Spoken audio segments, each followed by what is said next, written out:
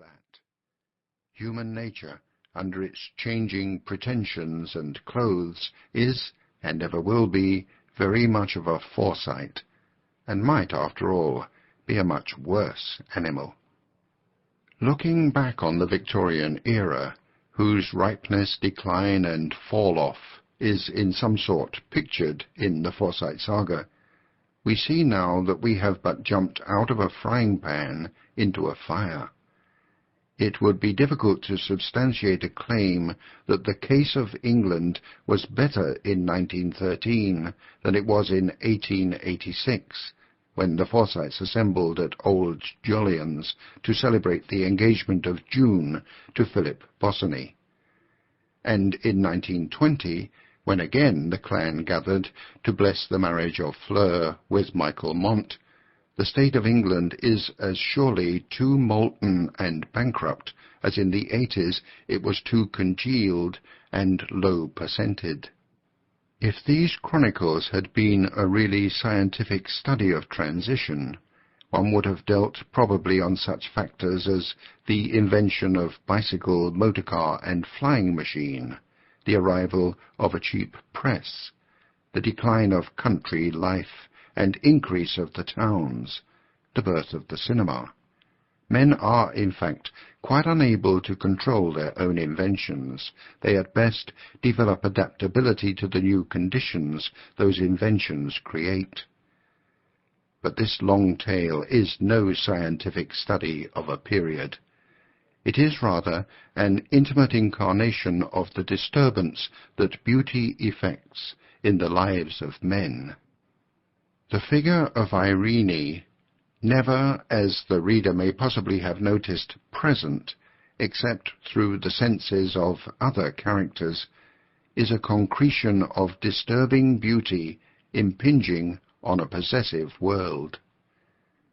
One has noticed that readers, as they wade on through the salt waters of the saga, are inclined more and more to pity Soames, and to think that in doing so they are in revolt against the mood of his creator. Far from it. He too pities Soames, the tragedy of whose life is the very simple, uncontrollable tragedy of being unlovable, without quite a thick enough skin to be thoroughly unconscious of the fact. Not even Fleur loves Soames as he feels he ought to be loved. But in pitying Soames, readers incline perhaps to animus against Irene. After all, they think, he wasn't a bad fellow. It wasn't his fault. She ought to have forgiven him, and so on.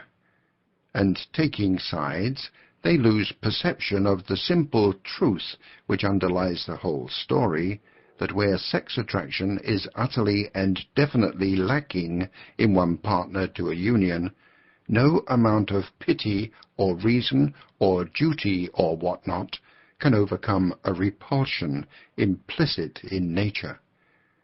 Whether it ought to or no is beside the point, because in fact it never does.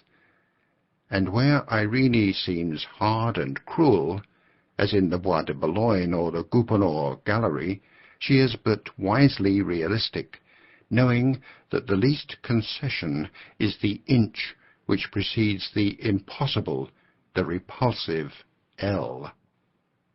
A criticism one might pass on the last phase of the saga is the complaint that Irene and Jolyon, those rebels against property, claim spiritual property in their son John. But it would be hypercriticism as the tale is told. No father and mother could have let the boy marry Fleur without knowledge of the facts, and the facts determine John, not the persuasion of his parents. Moreover, Jolyon's persuasion is not on his own account, but on Irene's, and Irene's persuasion becomes a reiterated, "Don't think of me, think of yourself."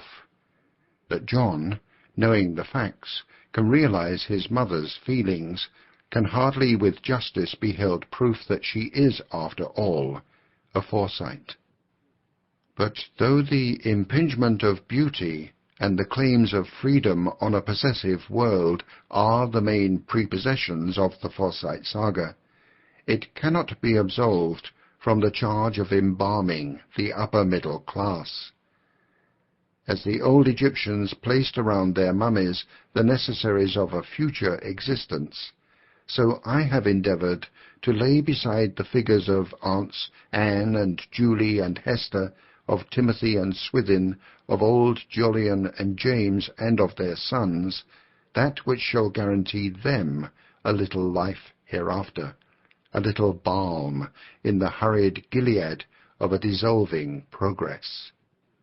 If the upper middle class, with other classes, is destined to move on into amorphism, here, pickled in these pages, it lies under glass for strollers in the wide and ill-arranged museum of letters. Here it rests, preserved in its own juice, the sense of property.